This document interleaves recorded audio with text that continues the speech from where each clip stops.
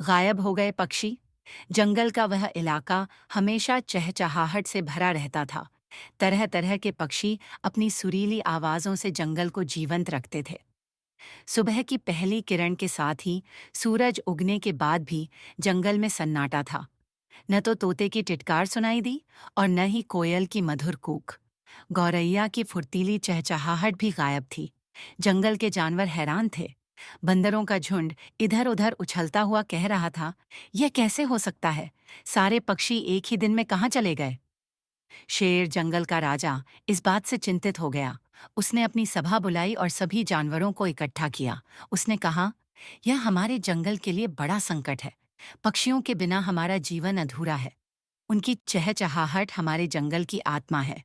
हमें पता लगाना होगा कि वे कहाँ और क्यों गायब हुए हैं।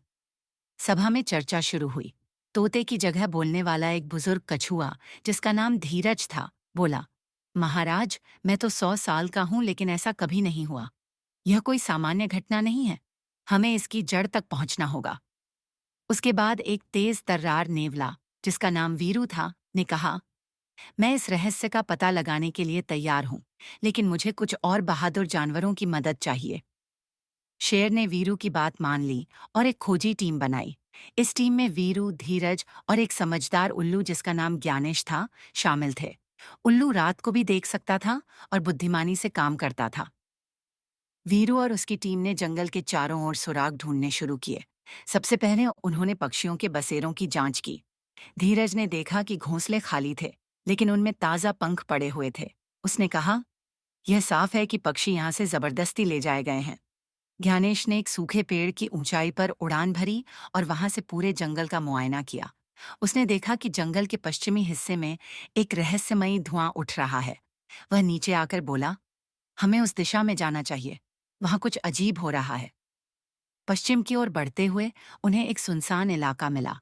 वहां पर एक गहरी गुफा थी और गुफा के पास एक बड़ा सा जाल पड़ा हुआ था। जाल में पक्षियों के पंख फंसे हुए थे। वीरू ने जाल को सूंघा और कहा, यह किसी शिकारी का काम है। हमें सतर्क रहना होगा।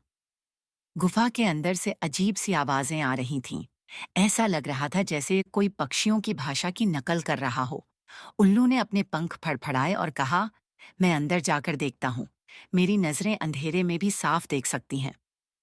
गुफा के अंदर ज्ञानेश ने देखा कि एक चालाक लोमड़ी और कुछ बिल्लियां मिलकर पक्षियों को पिंजरों में बंद कर रही थीं। लोमड़ी कह रही थी, इन पक्षियों को मैं शहर के बड़े व्यापारी को बेच दूंगी। वह इनका इस्तेमाल सर्कस में करेगा। हमें बहुत पैसे मिलेंगे। यह सुनकर उल्लू तेजी से बाहर आ गया और उसने पूरी बात वीरू और धीरज को बताई। वीरू ने कहा, हमें तुरंत इन्हें रोकना होगा, वरना हमारे पक्षी हमेशा के लिए चले जाएंगे। वीरू ने एक चालाक योजना बनाई। उन्होंने तय किया कि गुफा के पास छिपकर वे लोमड़ी और उसकी टोली को घेरेंगे। धीरज ने कहा, मैं भारी हूं, लेकिन मेरा कवच मजबूत है। मैं जाल को तोड़ने का काम कर सकता हूं। ज्ञानेश ने कहा, मैं गुफा के अंदर जाऊंगा और पक्षियों को सावधान करूंगा। जब समय आएगा तो वे उड़ने की कोशिश करेंगे। वीरू ने कहा, और मैं लोमड़ी और बिल्लियों का ध्यान भटकाऊंगा। जब वे हमारी तरफ आएंगी तो आप दोनों अपना काम शुरू करना। योजना के अनुसार उल्लू गुफा के अंदर गया और पिंजरों में बंद पक्षियों को बताया, हम तुम्हें बचाने आए हैं। जब मैं इशारा करूं तो तुम अपनी पूरी ताकत से उड़ने की कोशिश करना। पक्षियों की आंखों में आशा की चमक आ गई। धीरज गुफा के बाहर जाल के पास छिप गया और वीरू ने लोमड़ी और बिल्लियों को गुफा से बाहर निकालने के लिए गुफा के पास दौड़ लगाई। वह चिल्लाने लगा, ए लोमड़ी, तुम्हारी योजना अब खत्म होने वाली है। लोमड़ी और बिल्लियां गुस्से में गुफा से बाहर आईं। उन्होंने वीरू को पकड़ने की कोशिश की, लेकिन वीरू बहुत फुर्तीला था। वह इधर-उधर भागता रहा और उनका ध्यान भटकाता रहा। जैसे ही लोमड़ी और बिल्लियां बाहर आईं, उल्लू ने इशारा किया। पक्षियों ने अपनी पूरी ताकत से पिंजरों को झकझोरा। उसी समय धीरज ने अपने मजबूत कवच से जाल और पिंजरों को तोड़ना शुरू कर दिया। कुछ ही मिनटों में पक्षी आजाद हो गए और आसमान में उड़ने लगे। लोमड़ी ने जब यह देखा तो वह चीखी, नहीं, मेरी मेहनत बर्बाद हो गई। लेकिन वीरू, धीरज और ज्ञानेश ने उसे घेर लिया। वीरू ने कहा, तुमने जंगल की शांति भंग की है। अब तुम्हें शेर महाराज के सामने ले जाया जाएगा। पक्षी जब वापस जंगल में आए तो उनकी चहचहाहट से पूरा जंगल फिर से जीवंत हो गया। शेर ने वीरू, धीरज और ज्ञानेश की बहादुरी की सराहना की और उन्हें पुरस्कार दिया। शेर ने लोमड़ी और बिल्लियों को जंगल से निकाल दिया और सभी जानवरों को चेतावनी दी कि भविष्य में ऐसा कोई काम न करें जिससे जंगल की शांति भंग हो।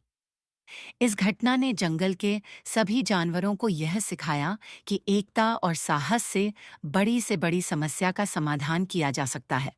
वीरू, धीरज और ज्ञानेश की यह कहानी जंगल के हर कोने में सुनाई जाने लगी। पक्षियों की चहचहाहट फिर से जंगल की आत्मा बन गई और जंगल में हमेशा के लिए शांति छा गई।